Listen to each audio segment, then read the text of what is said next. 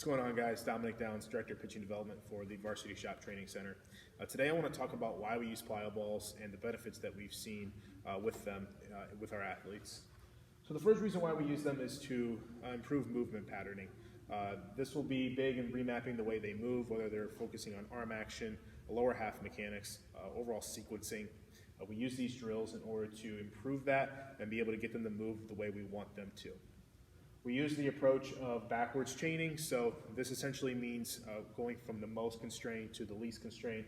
We'll start off with a pivot pickoff, which is primarily working only on arm action, working on elbow spiral, glove side disconnection, and then as the athlete progresses in the drills, he will become least constrained, working more freely within space. So we'll end with like the walking windup or a position-specific drill where the athlete is moving on or working on their position that they play on the field, and where they're least constrained, where they're moving as freely as possible.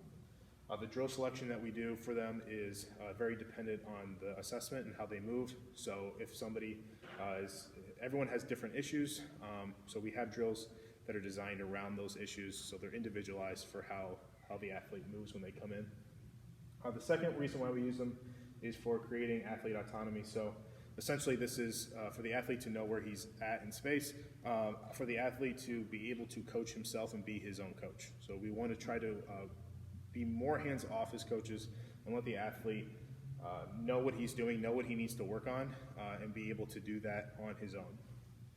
And then lastly, the kinesthetic awareness. This goes into, again, kind of knowing where you're at in space, building that autonomy of knowing where you're at, knowing how to move, and being able to do that effectively. So a couple things that we wrote down here that we focus on is less cueing. So we try to be more hands-off rather than being hands-on, constantly talking after every throw. We don't really want to do that. We want to be as much hands-off, letting the athlete figure and explore where they're at and be able to make those changes on his own.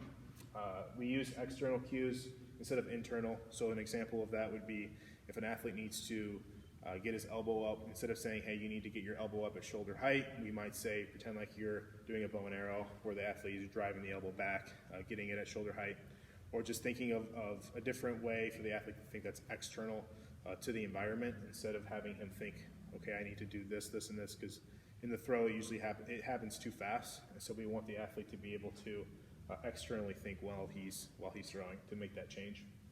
Another thing we'll work on is one movement at a time. So if an athlete comes in who is focusing on arm action or lower half, we'll pick one thing that we need to work on, and then we'll focus simply on that. The reason why we do that is for the athlete so he doesn't get domed up and he's not working on 4 things at once. We want him to really focus and make that one change on one thing that we want, and then we'll be able to progress them into moving on different areas that need to be addressed. And then lastly, the radar gun feedback. We rate our plyos at the facility, and this is huge because the athlete is essentially using the radar gun as a coach.